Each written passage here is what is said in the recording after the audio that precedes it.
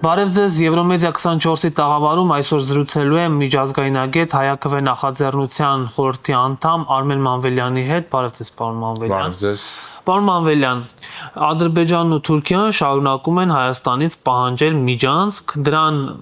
ի պատասխան Հայաստանի վարչապետը վերջերս հանդես եկավ հոդվածով, ասելով, որ Հայաստանի բոլոր ճանապարհները բաց են Ադրբեջանի համար, եւ ինքը զարմանում է, թե ինչու է Ադրբեջանը մերժում Հայաստանի այդ առաջարկները։ Երբ որ նայում եք հայտարարությունները եւ գործողությունները, ձեր կարծիքով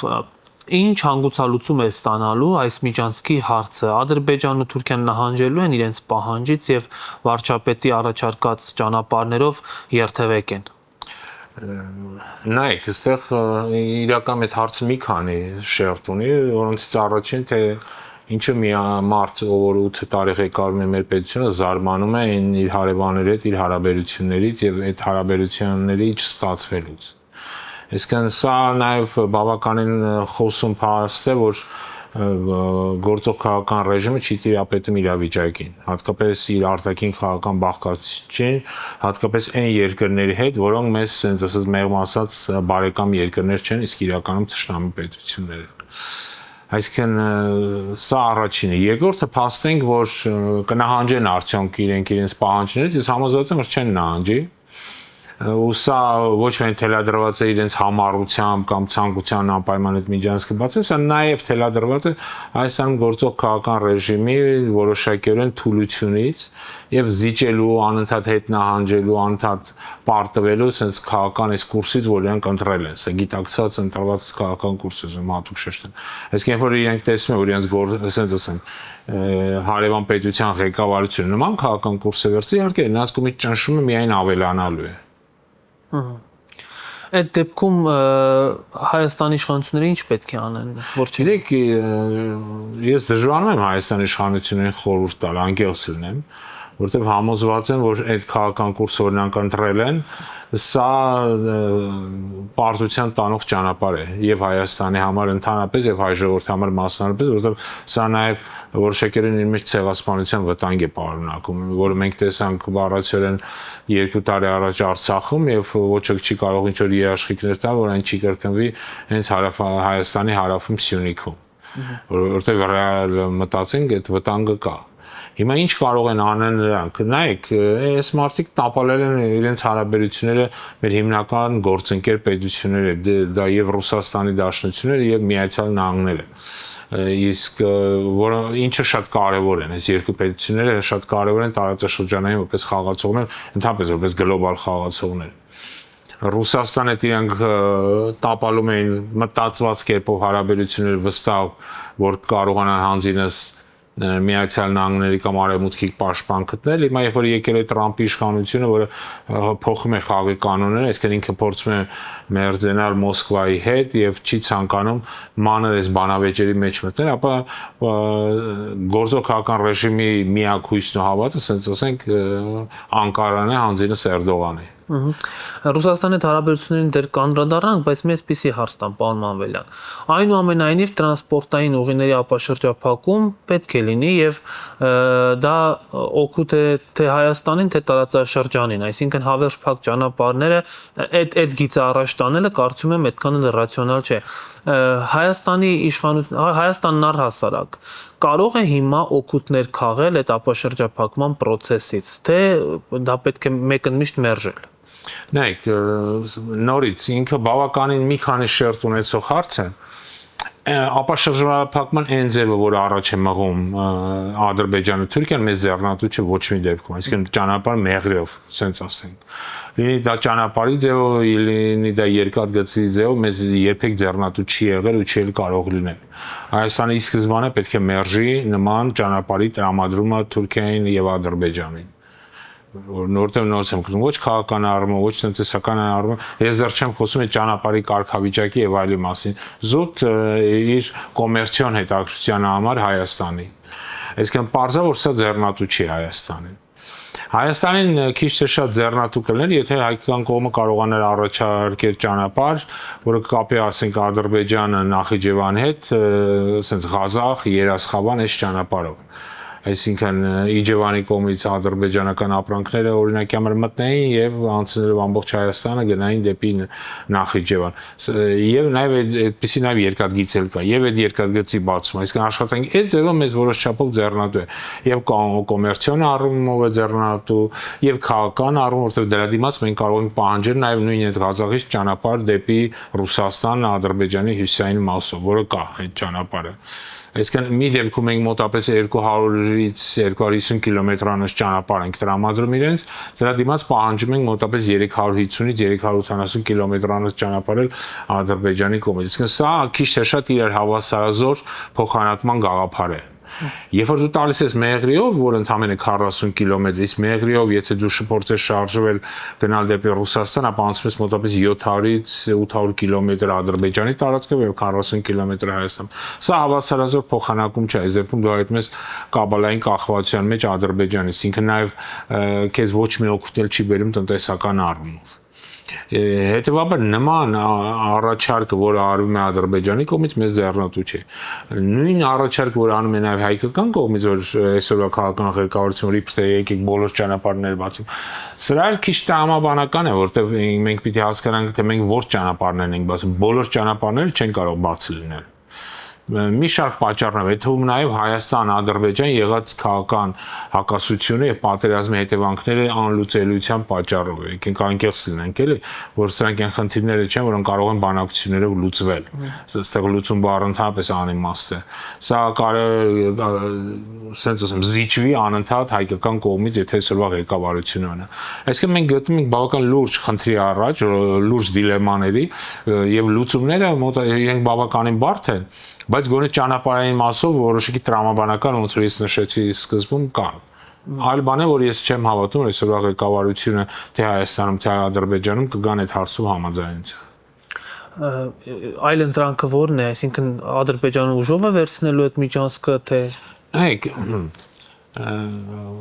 թե ինչ կանի Ադրբեջանը, ես չգիտեմ, չեմ կարող ասել։ Բայց ինչ կաներ Հայաստանի Հանրապետությունը, եթե ներ ազգային ղեկավարությունը։ Այս բանին մեր համար շատ ձեռնատու կլինի, որպեսզի Հայաստանը փորձի վերականգնել հարաբերությունները միանգամից երկու մայրաքաղաքներում՝ Վաշինգտոնում եւ Մոսկվայում։ Մանավանդ այսօր Վաշինգտոնում Թրամփի իշխանությունը, որը դեմ է ամենտեսակի ռազմական գործողություններին, պատերազմներին, պլյուս այդ իշխանությունը նաև իրեն հռչակել է որպես պահպանողական քրիստոնեական արժեքներ դավանող կառավարություն, այդ վարչակազմի հետ պետք է նստել երկխոսության։ Այլ բան է, որ ես համոզված եմ, որ այսօրվա իշխանությունը դա անել չեն կարող։ Երկրորդը դա իհարկե Մոսկվան է։ Մոսկվայի հետ պետք է վերականգնել հարաբերությունները, փորձել հասկանալ, թե ինչպես կարելի է դա անել եւ ինչ երաշխիքներ նրանից կարող է ստանալ։ Բայց նորից ցավոք պետք է փաստենք, որ այսօրվա իշխանությունը դա ի վիճակի չեն անել, որտեղ տապալել են երկու ուղղությամբ։ Պարոն Ավելյան, գիտեք, որ ազգային ժողովում տեղ ունեցավ Եվրամիությանը անդամակցելու մեկնարկը տալու վերաբերյալ օրենքի նախագծի քննարկում ընդունվեց առաջին ընթերցմամբ եւ ընդհանուր Հայաստանի իշխանությունների ուրեմն տրամադրություններն այնպիսին են, որ մենք գնում ենք դեպի Եվրոպա, մենք Ռուսաստանից պետք է ինքնիշխան դառնանք արդեն, մեր անկախությունը ձեռք բերենք, ռուսական կողմն էլ սվիններով է ընդունում։ Հիմա ձեր կարծիքով այս ամեն ինչը, որը իրենք անվանում են տնտեսության դիվերսիֆիկացիա, որը ներառում է նաև էներգետիկ ոլորտը, իր մեջ իրականությանը մոտ ինչ-որ բաներ պարունակում, այսինքն Հայաստանը կարող է դիվերսիֆիկացնել էներգետիկ ոլորտը։ Նայեք, նորից շնորհակալություն հարցի համար, որովհետև սա շատ կարևոր է, հատկապես այսպես կոչված Եվրոքվեի հետ կապված։ Որովհետև քանի որ ես ինքս ներկայացում Հայաքվե կազմակերպությունը, մենք ժամանակին հիշում եք 2 տարի առաջ կազմակերպեցինք Հայաքվեն նպատակ ունենալով առաջինը ուժեղացնել մեր սահմանադրությունը, ամրապնդել են կետերը, որոնք վերաբերում են Արցախին եւ ցեղասպանությանը, եւ եթե հիշում եք, այդ ամենը ընդունվեց ոչ միայն սվիներով, այլ թունավոր հարձակումներով գործող քաղաքական ռեժիմի կողմից։ Ավելին նրանք հրաժարվում մեզ տրամադրել այդ համայնքները, թաղապետարանները, որովհետեւ այդ շենքում մենք կարողանանք կազմակերպել ստորագրավակը, մեր ժամանակը, մեր աշխատանքը սահմանափակում էին, մեզ տրամադրում էին։ Ի հակառակ սրան, այսպես կոչված Եվրոքվեն, որը ամբողջովին կեղծ օրակարգ է, կեղծ առաջին հերթին անով, եթե դուք նայեք հանրաքվեների մասին օրենքը, ապա կտեսնեք հանրաքվեների մասին հստակ ասում է, թե ինչ հարցեր կարող եք դնել նմանատիպ ստորագրահավաքի։ Ապա այն հարցեր իրանք դրել են, սրանք ոչ միայն իրեն մեջ օրենսդրական փոփոխություն չէր պարունակում, այլ նաև հակասում էր հենց հանրաքվեների մասին օրենքին։ Բայց չնայած դրան այդ կեղծորակարգը մտավ եւ առաջին ընթերցման անցավ։ Իդեպ ասեմ, որ երկրորդ ընթերցման իրանք որոշել են այն չներկայացնել, որտեղ հասկանում են աշխարհակաղական այն փոփոխությունները, որոնք տեղի ունենում եւ հասկանում են եւ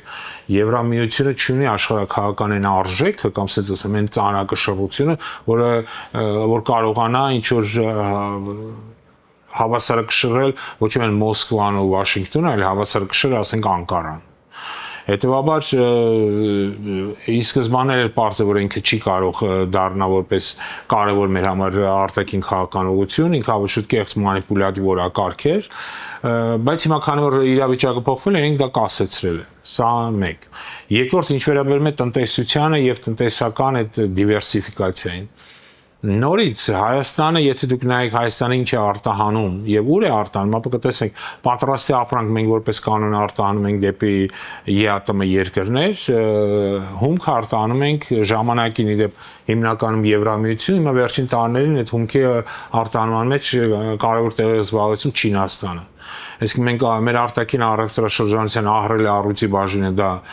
Ռուսաստանի Դաշնությունը եւ ԵԱՏՄ-ն եւ մի փոքր մասով Եվրամիությունը, բայց հիմնականում հումք ենք արտանում։ Պարզա եթե մենք վերցենք մեր շահերի տեսակետից, Հայաստանն առաջին հերթին պետք է պատրաստի ապրանք արտանել, այլ ոչ թե հումք։ Հումքի արտանման երկար ասեմ չես գոյատևի։ Սակայն ու այս պայմաններում խոսել դիվերսիֆիկացման մասին, սա իհարկե մի փոքր ավանտյուրային նման է, որտեղ ժամանակը ցույց տվեց, որ մենք Եվրամիության հետ աշխատելու խնդիր ունենք,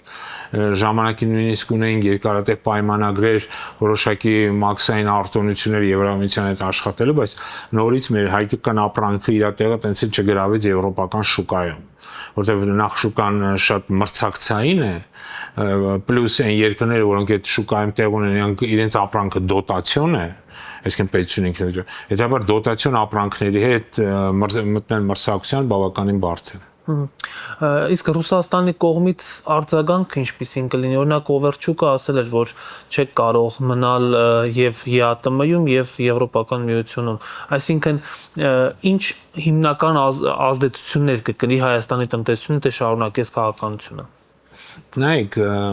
թե Եվրամիությունը, թե ԵԱՏՄ-ն ինքը կազմված է երկու տրամաբանության վրա։ Առաջինը դա մաքսային տարածք է, այսինքն եւ Եվրամիությունը, ԵԱՏՄ-ն դա մաքսային մի զոնա է։ Եթե դու մաքսային այս զոնայից դուրս ես գալի ու շարժում ես դեպի մյուսը, դու միաժամանակ երկու մաքսային զոնաներում լինել, որտեղ սրանք իրար հակասում են։ Ուրեմն կամ դու լրիվ պիտի դուրս գաս ԵԱՏՄ-ից, նշանակում է մաքսային այն առավելությունը, որ մենք ունենք, ամբողջովին զրկվում ենք, բայց դեռ հարցական է, մենք դառնանք Եվրամիության անդամ, այսինքն ավելի շուտ հարցական չէ, գոնե ինձ համար հստակ է, որ երբեք չենք դառնա Եվրամիության անդամ, որտեղ հիմա Եվրամիությունն ինքը իր ներսում լրջագույն խնդիրներ ունի։ Առավել եւս Եվրամիության այդ մաքսային գոտի մտնելը բավականին բարդ է։ Օրինակ շատ երկրներ տարիներով կանգնած են այդ դռանը եւ թույլ չեն տալի հենց մեր հարևան Թուրքիան կամ Վրաստանը մեկը 30 տարի, 25 տարից ավելի, մյուսը մոտավորապես 20 տարի հենց այդ սպասումին է, որ իրենք երբևէ կդառնան տեխնացու անդամ դեռ։ Սակայն խնդիրը այստեղ այդ տնտեսական շահերի բախման հարցն է։ Երկրորդը եւ Եվրամիությունը եւ ԵԱՏՄ-ը ստեղծած է մի երկրորդ տրամաբանություն, դա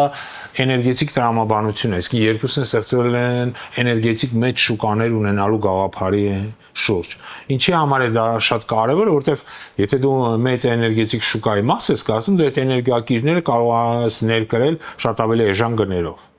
Հետևաբար եւ ԵԱՏՄ-ն եւ Եվրամիությունը հենց այդ տրամաբանության վրա է ստեղծած։ Նորից երբ որ դու սկսում ես դուրս գալու գործընթաց կամ շարժում ես դեպի մյուսը, դու արդեն էներգետիկ այդ շուկայներից ես դուրս գալի եւ այդ նույն էներգակիրները, որոնք Հայաստան գալիս էին բավական էժան գներով, կրկնակի կթանկանան։ Համացան համար ասեմ, օրինակ Հայաստանը գազը ներմուծում է $165,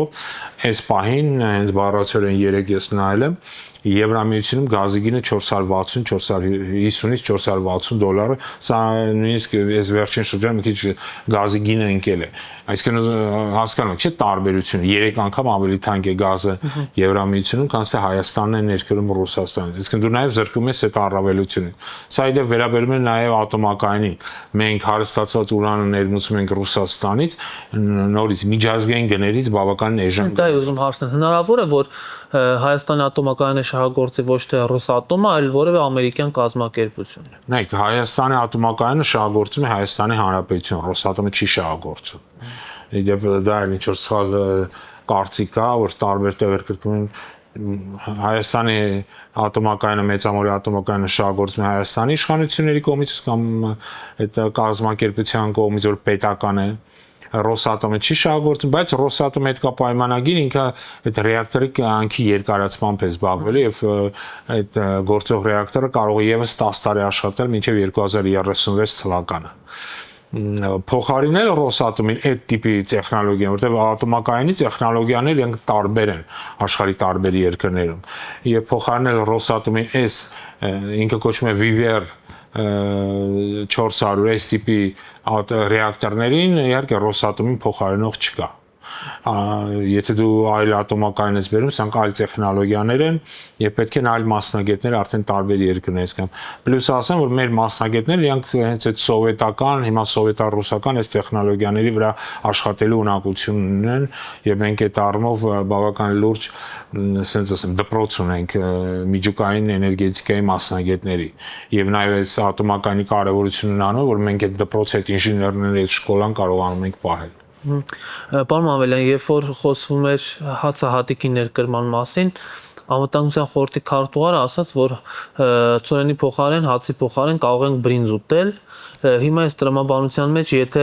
օրինակ մենք փորձենք կտրվել ռուսական շուկայից, ԵԱՏՄ-ից եւ առհասարակ Ռուսաստանից շարժվել դեպի արևմուտք, հնարավոր է, որ Հայաստանը առանց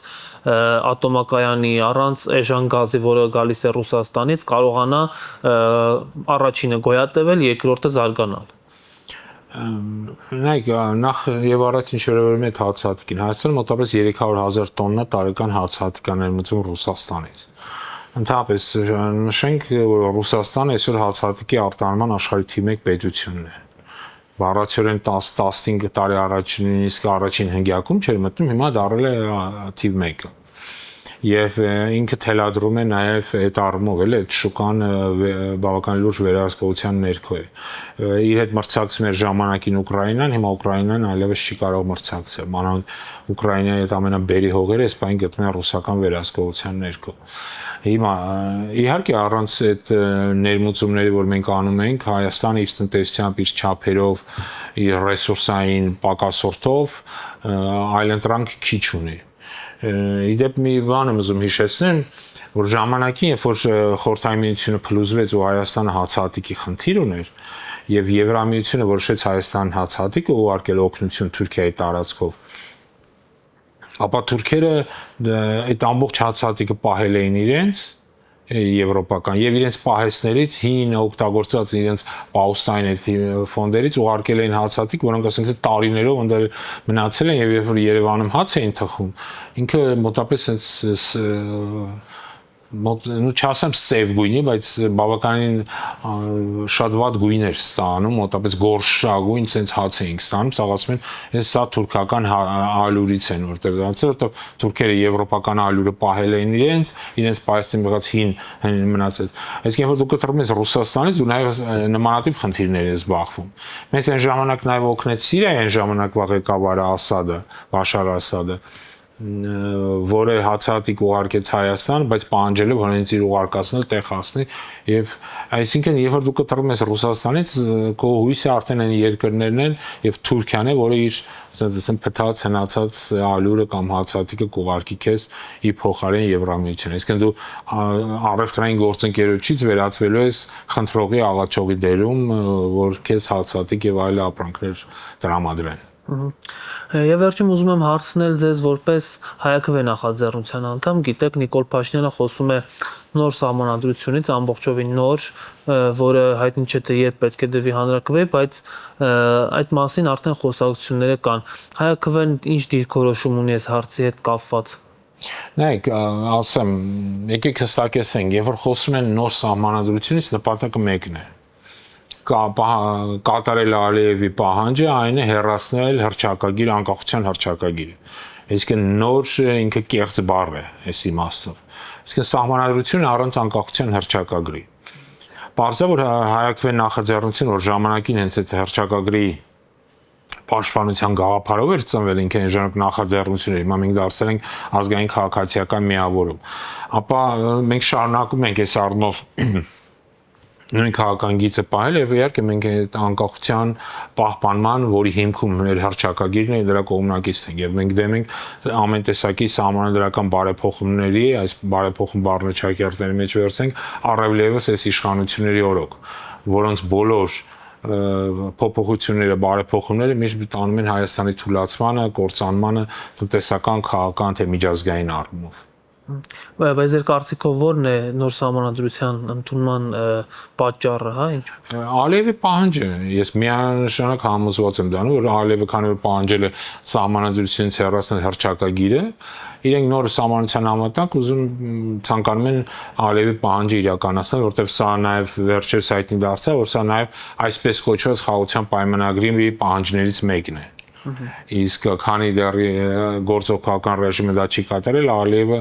հայտարարում որ ինքը չի գնա այդ պայմանագրի ստորագրումից, չնայած հանուն ճշմարտության նաև շեշտեմ, որ նույնիսկ եթե տեսականորեն իրեն կատարեն, այդ պահանջը Ալիևը միևնույն է չի ստորագրի խաղաղության պայմանագիրը։ Շնորհակալ եմ զրույցի համար։ Ես եմ շնորհակալ հրավերին։ Հարգելի հեռուստադիտողներ, զրուցում էի միջազգայնագետ Հայաքվե ազգային քաղաքացիական նախաձեռնության անդամ Արմեն Մանվելյանի հետ, կհանդիպենք։